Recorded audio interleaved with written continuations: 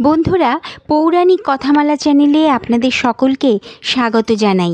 পুরো ভিডিওটি দেখার অনুরোধ রইল এবং দেখে একটি লাইক কমেন্ট করে সাবস্ক্রাইব করে দেবেন। দুর্গা পূজা মহালয়া 2024। কবে মহালয়া, কেন পালিত হয় পিতৃপক্ষ, জেনে নিন এই দিনটির বিশেষ তাৎপর্য। 18 সেপ্টেম্বর ভাদ্র পূর্ণিমা তিথি থেকে শুরু হয়েছে পিতৃপক্ষ।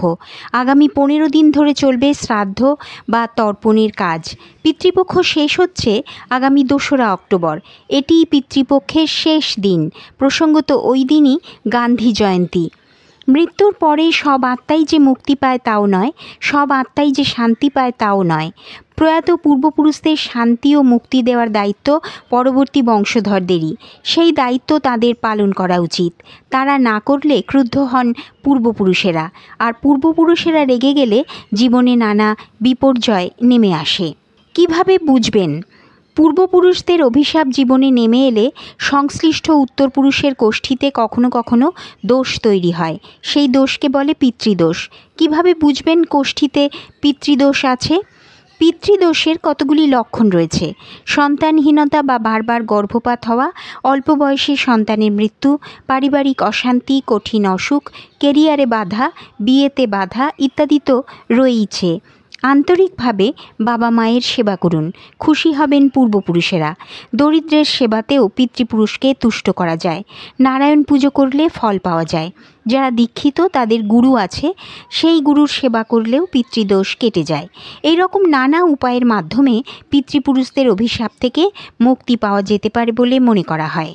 বন্ধুরা, মহালয়া শুভ না অশুভ, আসল তাৎপর্য কী তা জেনে নেওয়া যাক।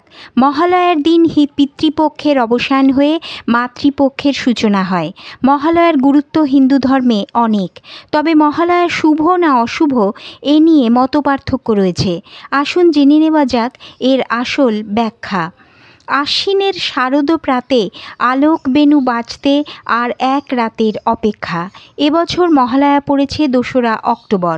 মহালয়ার দিন পিতৃপক্ষের অবসান হয়ে মাতৃপক্ষের সূচনা হয়, আর এদিনই আক্ষরিক অর্থে দুর্গাপুজো শুরু হয়। কথিত আছে মহালয়ার দিন অসুর ও দেবতাদের মধ্যে সংঘর্ষ হয়েছিল।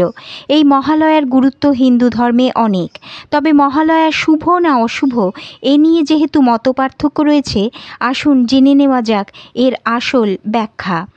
মহালয়ার গুরুত্ব।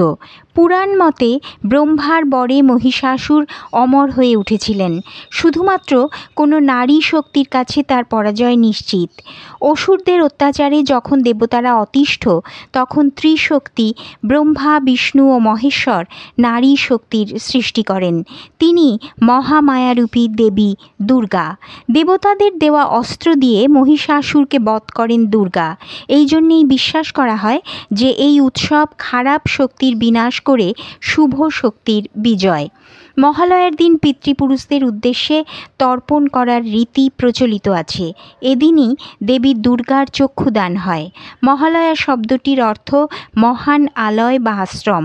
এক্ষেত্রে দেবী দুর্গাই হলেন সেই মহান আলয়।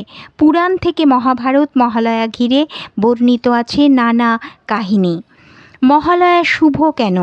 এদিন থেকেই মাতৃপক্ষের সূচনা। সব অশুভ শক্তির বিনাশ হয়, তাই মহালয়া শুভ। দুর্গাপুজো বয়ে আনে আনন্দ, আশা, শুভ চেতনা। এছাড়াও হিন্দু ধর্মের যে কোনো শুভ কাজেই পিতৃপুরুষদের স্মরণ করা হয়। তর্পণের বৃহত্তর অর্থ জগৎব্যাপী এক মহামিলন ক্ষেত্রের ইঙ্গিত দেয়। সেটিও কোনোভাবেই অশুভ হতে পারে না। মহালয়া অশুভ কেন? অন্য মতানুসারে মহালয়ার দিন পিতৃপুরুষদের উদ্দেশ্যে তর্পণ করার অর্থাৎ জল দান করার রীতি রয়েছে। পিতৃপুরুষদের স্মরণ করার দিন, সেই যুক্তিতেই অনেকে মনে করেন এদিন আসলে শোক পালনের দিন। তবে শুভ হোক কিংবা অশুভ, মহালয়া নিয়ে এই দ্বন্দ্ব লেগেই থাকবে। তবে আসলে যে কোনো উৎসবই মিলন ক্ষেত্র, তাই সব খারাপ ভুলে শুভ শক্তি, শুভ চেতনা নিয়ে আসুক সকলের মনে, এটাই কাম্য। মহালয়া 2024 এবছর 2রা অক্টোবর অর্থাৎ 15ই আশ্বিন বুধবার মহালয়া। অমাবস্যা তিথি রয়েছে 1 অক্টোবর রাত 9:49 অমাবস্যা তিথি শুরু হচ্ছে এবং থাকছে 2রা অক্টোবর রাত 11:37 পর্যন্ত।